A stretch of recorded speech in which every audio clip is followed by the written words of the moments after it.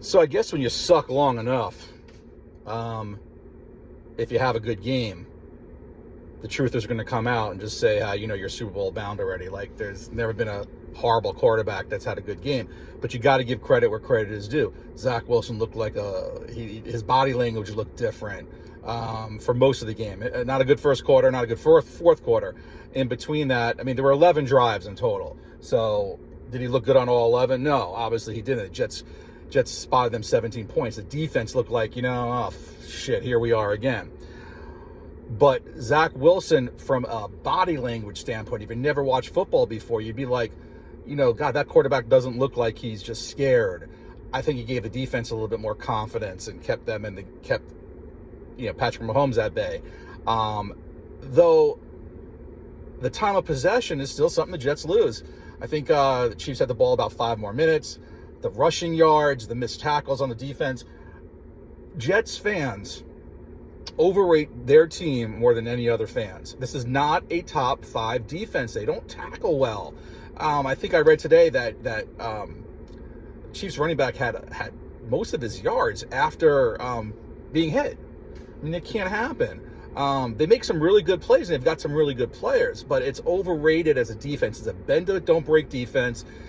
Offenses can move the ball, and they tighten up closer to the end zone because they've got good cover guys where, it becomes, passing downs and settle for field goals. Also, Robert Salah, I'm sorry, folks. I'm glad he got fired up, and I'm glad to see some emotion from this guy.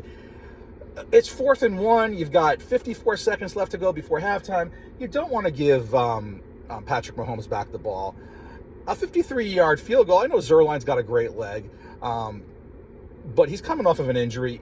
Get your 1 yard. if your offense can't get 1 yard, come on. And make the field goal a little bit easier, or at least try for the touchdown. Keep the momentum going. You're getting the ball back. I mean, it's just I think he's just out coached. You took a time out to think about it when it should have already been what ifs. You should have already been prepared for for what might happen there. I just think it's just playing scared, not going for it. You're 1-3. You're going to be, 1-3. I think your chances of winning that game are slim. He's got to think, I got to just pull out all the punches. I got to go for it if I'm going to beat this team at home. But at the end of the day, it's a blunder by Zach Wilson that really costs them the game. There's 7 minutes and change left to go. You're moving the ball, and you just have a brain fart. And that there's a lot of things that cost them the game. But that's one of them. I mean, that's the main thing there. You've got the momentum, you got the fans, you're at home, you got to burn some clock down. If you scored there at any score, would that have been it? Who knows? It's Mahomes. Even on a shit game, he does things that, that most quarterbacks can't do. But you got to be able to handle a snap. It'd be great if Conklin can make a great catch. It'd be great if Zach Wilson didn't overthrow Garrett Wilson. I mean, the guy played very well, but when you compare to what we've seen of him, anything's very well. So, great game from a moral victory standpoint. But I don't think the Jets are going into Denver winning the game. They're already an underdog there. 2.5, so it's pretty much, it would have been a pick'em game, or the Jets might, be a favorite in their own field, even though there really is not much home field advantage. So they're going to Denver. Sean Payton's a better coach. To me, he's got more of the vendetta. He wants to prove it to his guys that they're a better team. He wins that game. They're 2-3. They're in second place, easier division. I think the Jets win the game. They're not better than Miami, and they're not better than Buffalo.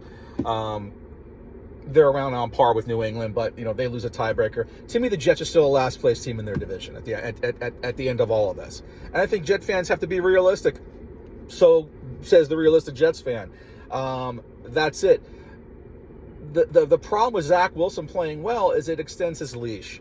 Now, a bad game. Well, he had a bad game, but he had that good game. Now, I still think there's going to be some bad games there. I think they're still going to change quarterbacks. Hope Aaron Rodgers comes back with something to play for.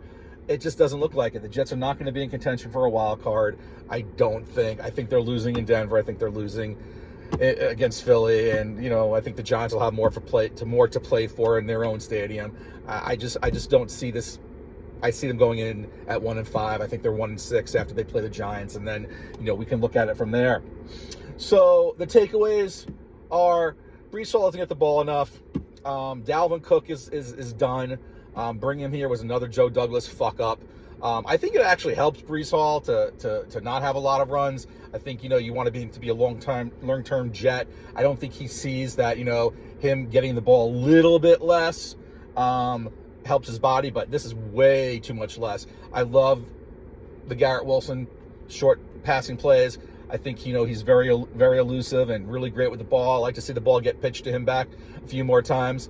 The play calling, a lot better. But the overall, if Zach Wilson can just take this game and bottle it and then keep it in his head and just come out with the confidence. But even in the first quarter, when the camera's on him and you see things don't work out, he's looking up and he just looks puzzled.